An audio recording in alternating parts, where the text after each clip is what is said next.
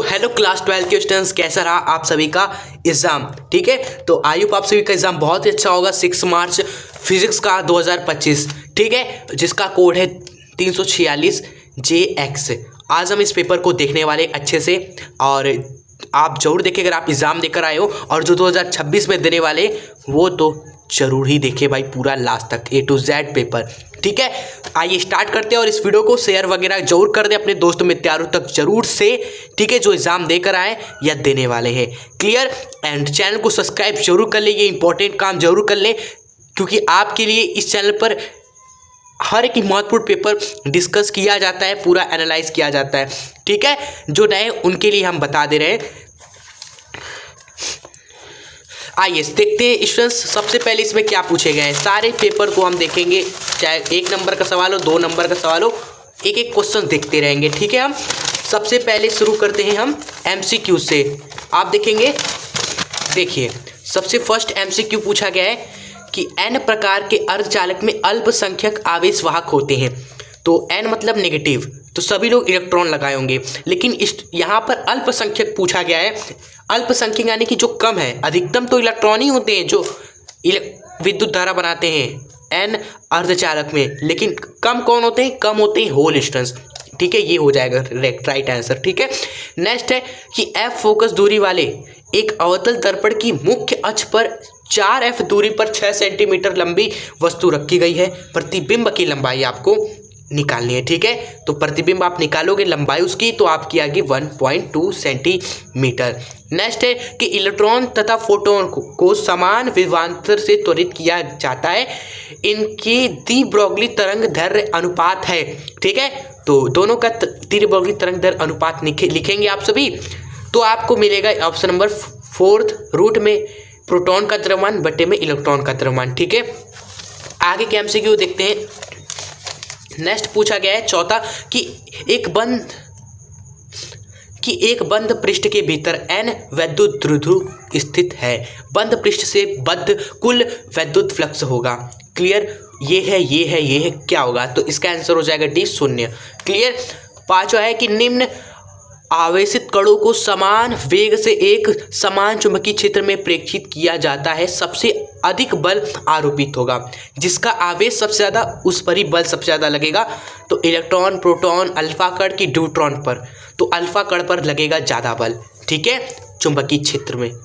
Clear, आइए उसके बाद है हमारा नेक्स्ट की 100 प्रेरण गुणांक का मात्रक होता है। तो सभी को पता है इसमें से राइट आंसर कौन सा होगा, हो जाएगा इसमें से चौथा वाला। हेनरी भी होता है स्टूडेंट्स, ये भी होता है, ये भी होता है 100 प्रेरण गुणांक L का मात्रक। ठीक है, चलिए उसके बाद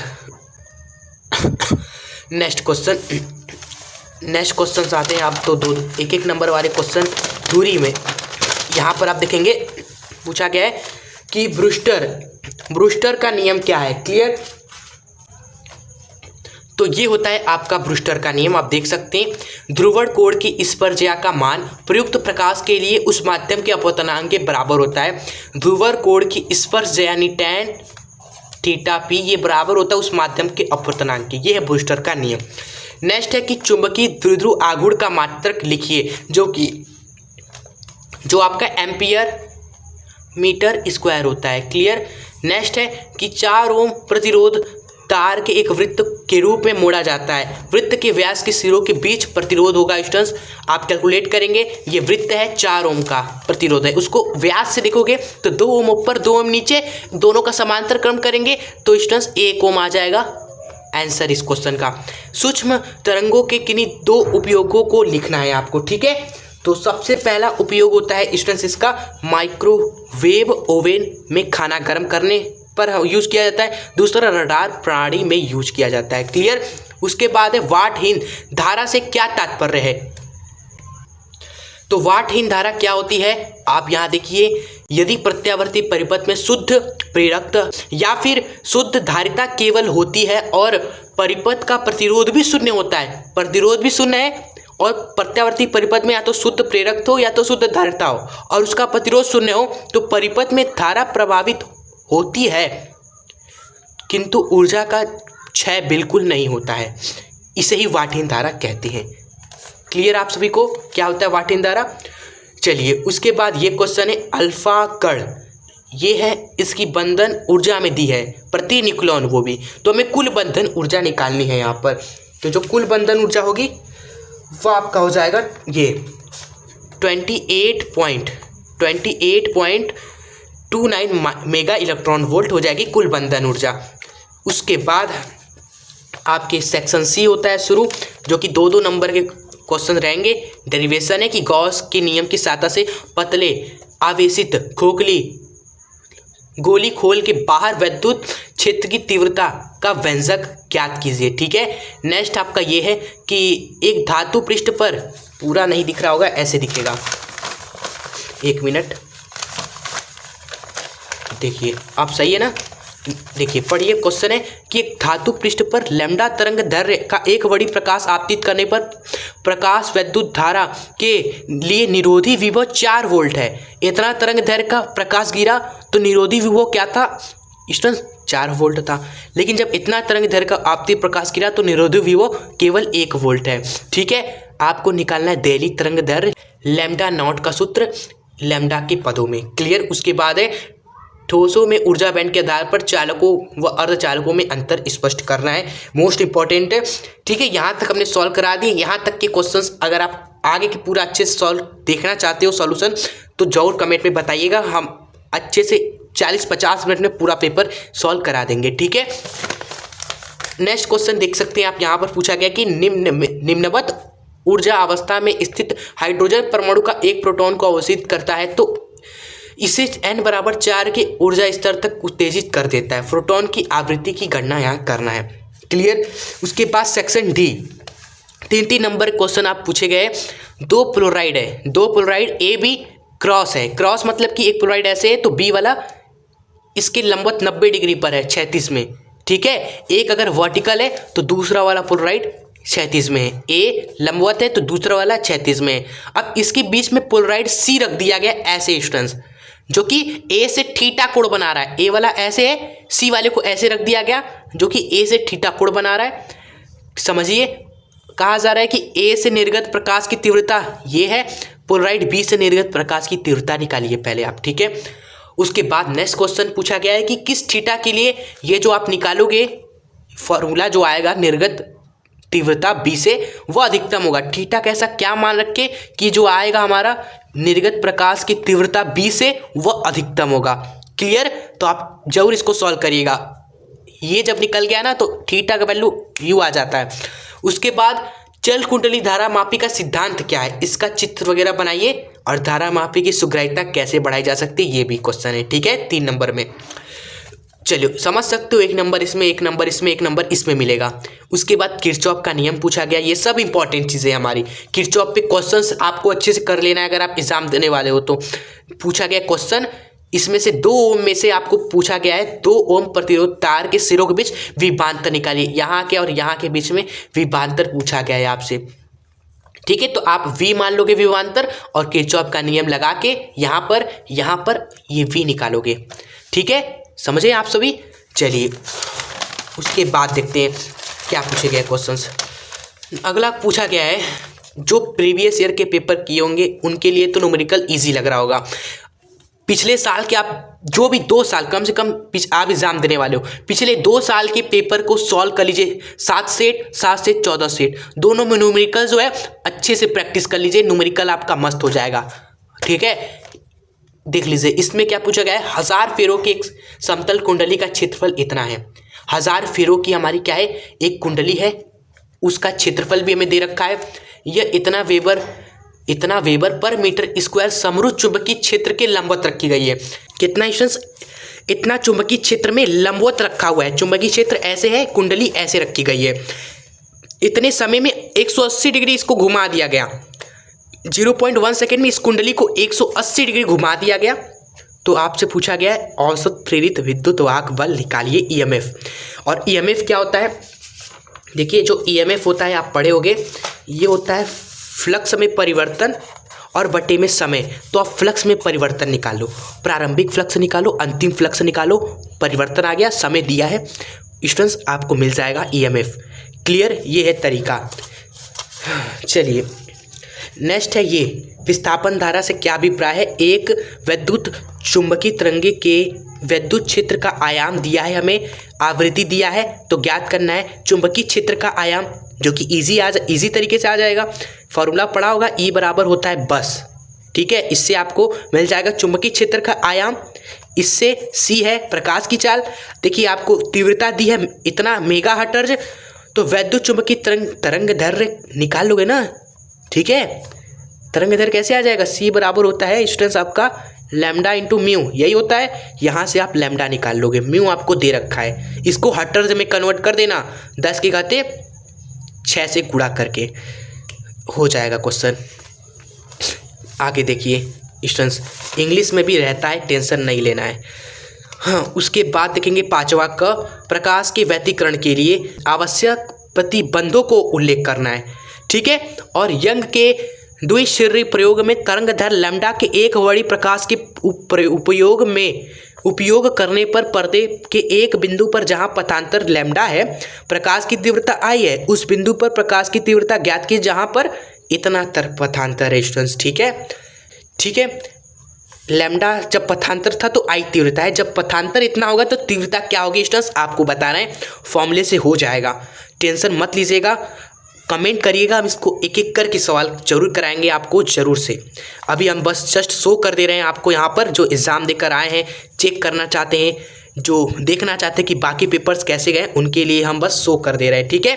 ये ख है, अनुनादी परिपथ से क्या तात्पर्य है? LCR श्रेणी अनुनाद के लिए एक आवश्यक प्रतिबंध तथा अनुनादी की स्थिति में आवृत्ति का व्यंजक आपको निकालना है, मोस्ट इंपॉर्टेंट। अथवा में ये न्यूमेरिकल पूछा गया है, संपूर्ण प्रतिबाधा, शक्ति गुणांक, धारा का शिखर मान, ये सब पूछा गया इसमें से, ठीक है, निकालना है, इजी क्वेश्चन है। उसके बाद डी ब्रोगली तरंग दैर्घ्य तथा गतिमान कण के संवेग के बीच ग्राफ आपको बनाना है। एक प्रोटॉन तथा एक अल्फा कण समान विभवांतर से त्वरित किए जाते हैं, उनकी डी ब्रोगली तरंग दैर्घ्य के अनुपात की गणना भी करना है आपको। चलिए उसके बाद देखेंगे, पूछा गया है घ में कि दो सेल है, विद्युत वाहक बल E1 E2, आंतरिक प्रतिरोध इतना है स्टूडेंट्स, समांतर क्रम में जोड़ा जाता है, सेलों के संयोजन का तुल्य विद्युत वाहक बल का सूत्र प्राप्त कीजिए स्टूडेंट्स, ठीक है, जो कि इजी क्वेश्चन है, हार्ड नहीं है, जो पढ़े होंगे वो कर लेंगे। एक आपका देखिए इस तरीके समझ लीजिए, इस तरीके से अगर आप कियोगे तो अच्छा होगा। ये है दूसरा विद्युत वाहक बल, आंतरिक प्रतिरोध R2, ठीक है, सेलों का संयोजन पे तुल्य जो होगा, तुल्य बटे में स्टूडेंट्स R इक्वलेंट होता है बराबर में E1 बटे में R1 प्लस में E2 बटे में R2।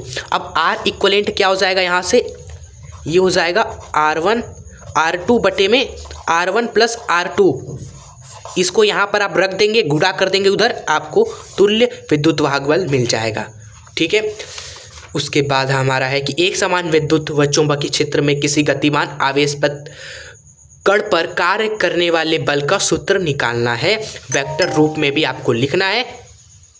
और केवल चुंबकीय क्षेत्र के लंबवत प्रवेश करने वाले कण की पथ की त्रिज्या का सूत्र भी प्राप्त करना है। कण पर कार्य करने वाले बल की दिशा के लिए क्या नियम होता है स्टूडेंट्स, ये बहुत ज़्यादा इंपॉर्टेंट है, बहुत ज़्यादा इंपॉर्टेंट क्वेश्चन है। उसके बाद आप देखेंगे इंग्लिश में लिखा हुआ है चीज़ें। नेक्स्ट पेज में आते हैं, यहाँ पे डेरिवेशन आया है एक कि विद्युत द्विध्रुव की निरक्षी रेखा पर ये विद्युत क्षेत्र की तीव्रता का सूत्र स्थापित करना है, अथवा में समांतर प्लेट संधारित्र की धारिता का सूत्र स्थापित कीजिए जब उसकी प्लेटों के बीच आंशिक परावैद्युत पट्टिका रखी हो। मोस्ट इंपॉर्टेंट, ये 2024 में भी आया था, 25 में भी आया, और ये सब डेरिवेशन तो रिपीट रहते हैं हर एक पेपर में, क्लियर।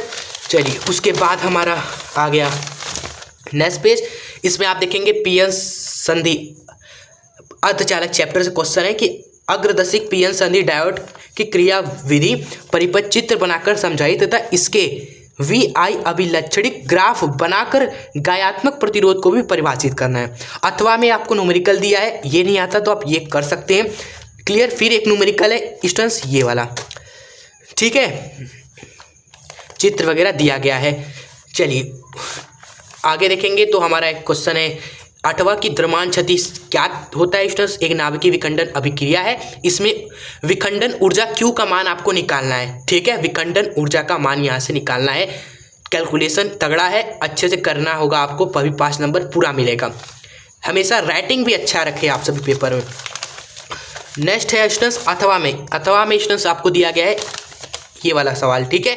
हाइड्रोजन परमाणु के लिए आपको ऊर्जा स्तर आरेख बनाना है बढ़िया से। लाइमन श्रेणी की प्रथम रेखा तथा बामन श्रेणी की द्वितीय रेखा के संक्रमण को दर्शाइए। इनकी तरंग दैर्घ्य के अनुपातों का मान ज्ञात कीजिए, ठीक है। दिया है आपको कि किसी भी कक्षा में ऊर्जा जो होती है वो इतनी होती है। क्लियर? चलो उसके बाद देखेंगे 9th क्वेश्चन हमारा, जो कि पूछा गया खगोलीय दूरदर्शी का चित्र वगैरह बनाए। बहुत ही इंपॉर्टेंट है आपका, पढ़ लीजिए जरूर से। बहुत इंपॉर्टेंट क्वेश्चन हर साल रिपीट होते हैं। अथवा में न्यूमेरिकल आपको दिया गया ये वाला। क्लियर? चलिए उसके बाद आपका ये पेपर पूरा समाप्त होता है। बहुत ही बेहतरीन क्वेश्चन पेपर था ये, तगड़ा एकदम। आई होप आपने अच्छा ही किया होगा।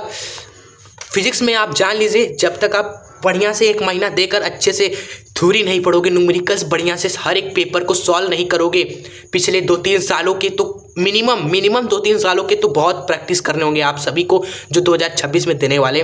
नहीं तो जो न्यूमेरिकल्स है ना, वो खेल ख़त्म कर देगा आपके एग्ज़ाम में आपका, ठीक है। न्यूमेरिकल्स डेरिवेशंस पहले खेल ख़त्म करते थे, अब डेरिवेशन से ज़्यादा न्यूमेरिकल्स पे फोकस आपको करना होगा जो आगे एग्ज़ाम देने वाले हैं। ये ध्यान रखें, जितने भी पेपर्स हमने सॉल्व कराए हैं अच्छे से 40 मिनट में देकर, उसमें न्यूमेरिकल वाला पार्ट आप जरूर देखें कि कैसे हम कर रहे हैं न्यूमेरिकल। क्लियर? उससे आपकी प्रैक्टिस होगी और आप समझेंगे कि कैसे किया जाता है, ठीक है। चलिए इसी तरह केमिस्ट्री को भी एग्ज़ाम आप अच्छे से दीजिएगा। केमिस्ट्री के भी काफ़ी पेपर हमने सॉल्व कराए अपने चैनल पे। प्लेलिस्ट में आप जाइएगा, प्लेलिस्ट में आपको मिल जाएगा जो केमिस्ट्री का है, उसको जरूर देख लेना। आपको 40 मिनट देकर सॉल्व कराए बढ़िया से एकदम, चाहे रिएक्शंस हो चाहे आपके थ्योरी हो, हर एक न्यूमेरिकल हो, कराया हमने, ठीक है। प्रैक्टिस कर लीजिएगा जाने से पहले।